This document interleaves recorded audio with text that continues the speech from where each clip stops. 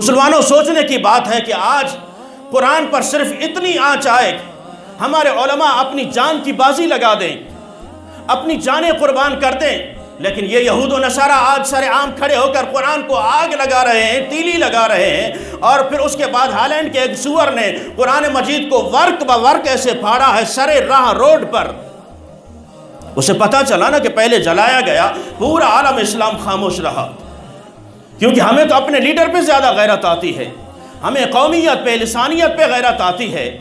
یہاں آپ احتجاج کریں تو قومیت پر کریں تو لوگ جمع ہو جائیں گے، لسانیت پر کریں لوگ جمع ہو جائیں گے، علاقے پر کریں لوگ جمع ہو جائیں گے، پارٹی کے لیے جمع ہو جائیں گے۔ اگر آپ احتجاج کریں گے ناموس قرآن کے لیے، ناموس رسالت کے لیے، پھر بات آ جائے گی مولویوں کی، ان کے اپنے دندے ہیں۔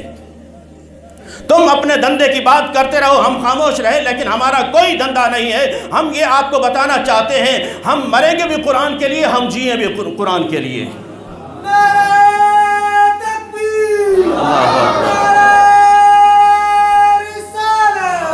ہمیں عزتیں ملی ہیں قرآن کے صدقے سے ملی ہیں۔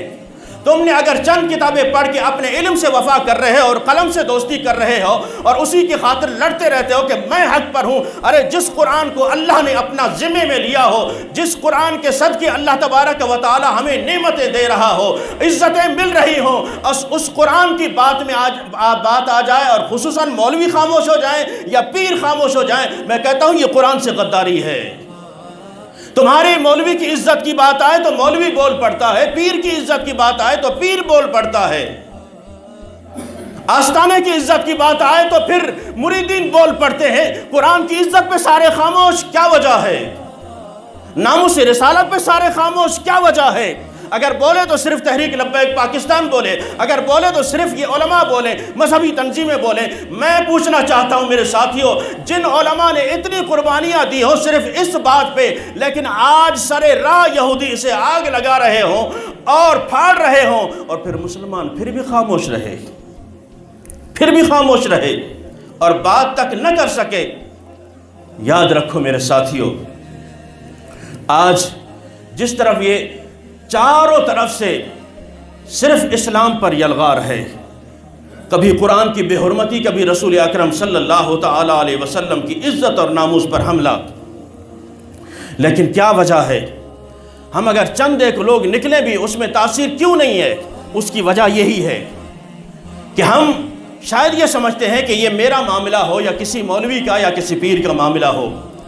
میں نے ایک مرتبہ پہلے بھی کہا، آج پھر کہہ رہا ہوں منبر رسول پہ، خدا کے لیے اگر کسی کا اس میں کوئی اپنا مفاد ہو، اللہ تبارک و تعالیٰ اسی وقت اسے زمین میں گاڑ دے۔ اگر اس کا مفاد صرف یہ ہو کہ پورے عالم اسلام میں لوگوں کو یہ بتانا کہ قرآن کی عظمت پہ جاگ جاؤ لوگوں، ورنہ کل قیامت کے دن یہ قرآن بھی تم سے پوچھے گا، میری عزت پہ حرف آیا، میری ناموس پہ حرف آیا۔ اپنے والدین کے لیے بول پڑتے تھے، اپنی اولاد کے لیے بول پڑتے تھے، جب میری عزت و ناموس کا مسئلہ آیا تو پھر کیوں خاموش رہے؟ اس لیے اپنی آواز کو پر اثر بنانے کے لیے میرے ساتھیوں ان قوتوں کا ساتھ دیجئے، اس آواز کا ساتھ دیجئے جو قرآن کی عظمت کے لیے بولے، قرآن کی حفاظت کے لیے بولے۔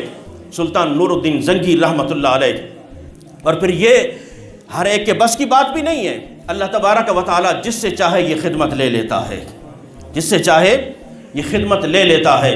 عزیزان محترم، سلطان نور الدین زنگی رحمۃ اللہ علیہ کو حکم ملتا ہے، حضور اکرم صلی اللہ تعالیٰ علیہ وسلم نے خواب میں دیدار کرایا، آپ مصر میں موجود ہے، فرمایا اے نور الدین، دو کتے مجھے نقصان پہنچانا چاہتے ہیں، فوراً پہنچ جا مدینے۔ سلطان نور الدین زنگی رحمۃ اللہ علیہ بیدار ہوتے ہیں، دیوانہ وار مدینے کی طرف روانہ ہو جاتے ہیں۔ آپ نے آتے ہی بہت بڑی دعوت کا اہتمام کیا، فرمایا کہ جتنے بھی یہاں لوگ رہتے ہیں سب کو دعوت ہے، سب کھانا کھانے آئیں۔ سارا دن دعوت چلتی رہی۔ آپ کو وہ دو اشخاص، دو بندے دکھا دیے گئے کہ یہ فلاں فلاں ہیں جو مجھے نقصان پہنچانا چاہتے ہیں۔ عزیزان گرامی، سلطان نور الدین زنگی رحمۃ اللہ علیہ دیکھتے گئے وہ بندے نظر نہیں آئے۔ آپ نے جب شام ہو گئی فرمایا کہ سارے لوگ آئے، کھانا کھا کے چلے گئے۔ نوکروں نے کہا کہ جی حضور والا، صرف دو شخص رہ گئے ہیں، وہ اللہ لوگ ہیں، بس تسبیحات میں ہیں، اللہ اللہ کر رہے ہیں، تسبیحات میں ہیں، بس وہ صرف اللہ کا ذکر کرتے رہتے ہیں، وہ باہر نہیں آئے۔ فرمایا نہیں، جاؤ ان کو بلا کے لاؤ، ان کو بھی بلا کے لاؤ۔ جب بلایا گیا تو سلطان نور الدین زنگی رحمۃ اللہ علیہ نے ان کو جب دیکھا، کہا کہ یہ تو وہی ہیں جن کو مجھے خواب میں دکھایا گیا۔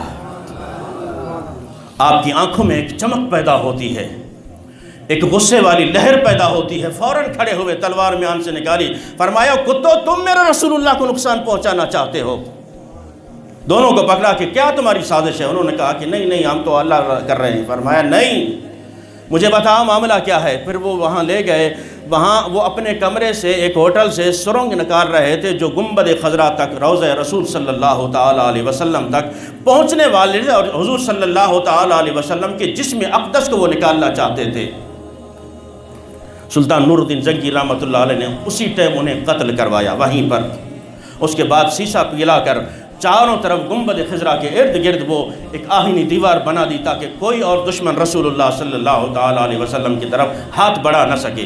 یہ کام کرنے کے بعد سلطان نور الدین زنگی رحمۃ اللہ علیہ مدینے کے گلیوں میں رویا کرتے تھے، دیوانہ وار پھرتے تھے، یا رسول اللہ، سلطان نور الدین زنگی کی کون سی ایسی نیکی کام آئی کہ یہ ڈیوٹی میرے ذمے لگائی؟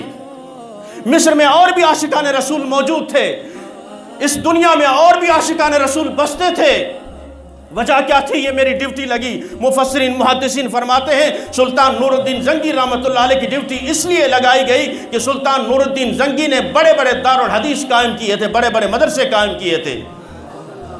میں گلہ کروں تو کس سے کروں؟ آج ہماری حکومت، ہمارے حکمران جو قرآن پڑھے حافظ قرآن اسے دہشت گرد کرتے ہیں، جو داڑھی رکھ لے وہ دہشت گرد ہو جاتا ہے، جو زلفیں رکھے وہ دہشت گرد ہو جاتا ہے، جو مدرسہ کھولے وہ دہشت گرد ہو جاتا ہے، جو مسجد میں تعلیم دے دین کی وہ دہشت گرد بنا دیتے ہو اسے تم، تو پھر تم قرآن کی حفاظت کس طرح کر سکتے ہو؟ تم نے تو اپنے قرآن پڑھنے والوں کو آج تک کوئی عزت نہ دی۔ تمہارے سماج میں کوئی انگلش پڑھائے، انگریزی پڑھائے اور سبجیکٹ پڑھائے، اس کے لیے بہترین معاونت ہے۔ جو قرآن پڑھا اس کے لیے صرف 5,000 ہے یا 10,000 ہے۔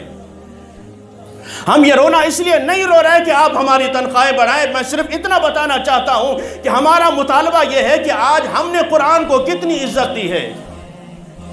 بات سویڈن کی چھوڑیں، بات ان کتوں کی چھوڑیں کہ آج ہم اپنے گریبان میں نظر ڈالیں، اپنے گریبان میں جھانکیں میرے ساتھیوں۔ اگر ہم نے قرآن کو عزت دی ہے، اگر صحیح معنوں میں قرآن کو سینے سے لگایا ہوتا، وہ محبت اس طرح اجاگر ہوتی، خدا کی قسم کوئی گستاخ قرآن کی طرف ہاتھ تک نہ بڑھاتا۔ حکومتی سطح پر آپ کو پتا ہے کہ کتنے حفاظ قرآن کو جیلوں میں ڈال دیا گیا، ان پر پتہ نہیں کیا سے کیا کیس لگائے گئے، علماء کرام کو جیلوں میں ڈال دیا گیا، کیوں کہ وہ قرآن کی بات کرتے ہیں۔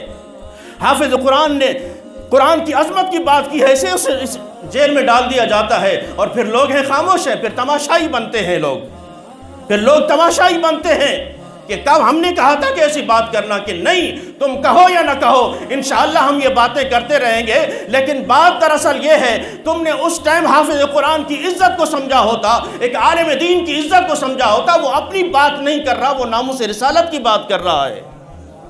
خدا کی قسم پھر انہیں ایسی جرت نہیں ہوتی، انہیں پتا ہے کہ یہ خود ہی انہیں پکڑ کر مار کر دہشت گرد بنا کر اسے جیلوں میں ڈال دیتے ہیں، تو پھر بات کرے گا تو کون کرے گا؟ لیکن خدا کی قسم جب تک جس کے دل میں قرآن کی حب موجود ہے، محبت موجود ہے، عظمت رسول اکرم صلی اللہ تعالیٰ علیہ وسلم کی محبت موجود ہے، وہ چاہے سارے دار ہو، چاہے کہیں پر بھی ہو، وہ ان کی عظمت کی بات ضرور کرتا رہے گا۔ لبیک یا رسول اللہ۔ اللہ تبارک و تعالی ہمیں قرآن کی حفاظت کی توفیق عطا فرمائے۔